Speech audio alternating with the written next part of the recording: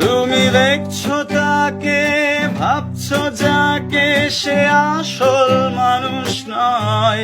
সে বেঁচে আছে শহরের এক কোণে, সে মৃত মানুষের চিৎকার শোনে। সে বেঁচে আছে শহরের এক কোণে, সে মৃত মানুষের চিৎকার শোনে প্রতিদিন।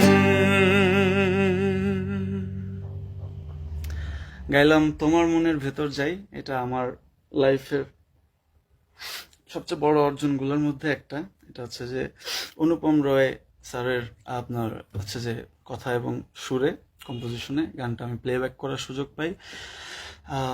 SBF শ্রী ভেঙ্কটেশ ফিল্মস ব্যানারের আন্ডারে একটা ফিল্ম রিলিজ হয়। ফিল্মটার নাম হচ্ছে যে ভিঞ্চিদা। এটার ডিরেক্টর হচ্ছে যে খুব গুণী একজন ডিরেক্টর, সৃজিত মুখার্জি।